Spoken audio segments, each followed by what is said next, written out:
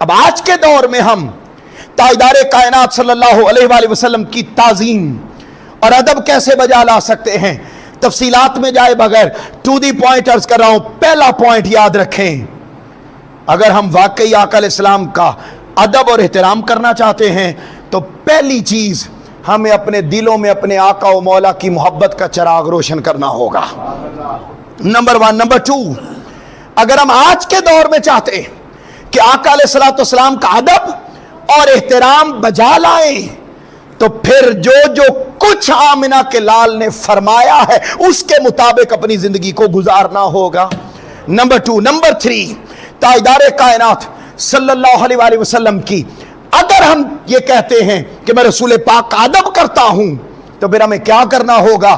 واقعتاً ان احساسات کے ساتھ زندگی کو بسر کرنا ہوگا کہ ہاں اگر کائنات میں کوئی پوری انسانیت کے لیے کامل نمونہ بن کر آیا ہے تو وہ کوئی اور ذات نہیں ہے، آمنہ کا لال محمد مصطفیٰ کی ذات ہے۔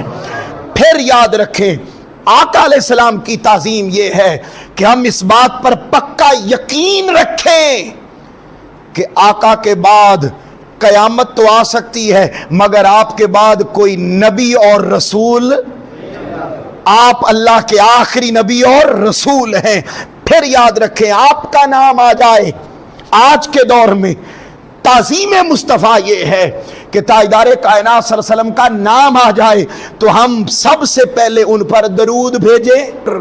مستحب عمل ہے کہ آپ کا نام آئے ہم محبت اور تعظیم کے ساتھ جھک جائیں یا آپ کا نام چوم کر آنکھوں پر لگا لے۔ یہ آج کے دور میں آقا علیہ السلام کی تعظیم کی ایک بہترین شکل ہے۔